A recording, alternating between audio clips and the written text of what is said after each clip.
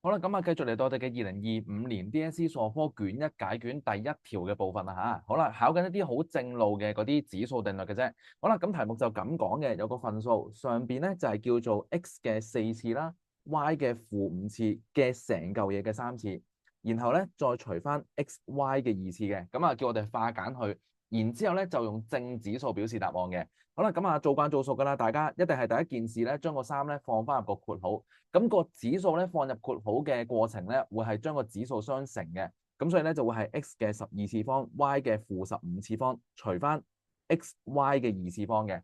可能咁當兩個數相除嘅時候咧，個指數都係做緊上減下啫。咁當然係要講緊同類嘅嘢做上減下啦。你唔能夠攞個 y 嘅指數去減 x 嘅指數咁樣啦，一定係 x 減 x、y 減 y 嘅。咁所以咧就會係將呢一個12去減1，即係 x 嘅11次方，同埋將個 y 嘅-15再減2，-15減2即係-17，所以係 y 嘅-17次方。但係唔可以去到呢度收工嘅嚇，因為題目講咗係要正指數表示答案啊嘛。咁所以咧就要係將個負咧擺翻落下邊嘅嚇，個負嘅指數咧要放翻落個分母，變成 y 嘅正17次方，但係就要放翻落分母啦。OK，好。咁啊，嗱，成條數就係咁做。咁通常咧，我哋做卷嘅時候都係打直做㗎。咁但係咧，我係想慳一慳位嚇，即係驚個 screen 咧唔係好夠大咧。咁所以咧，我先打橫做嘅啫。咁各位同學咧，即係正式考試嘅時候咧，將個步驟向下寫落去就得㗎啦。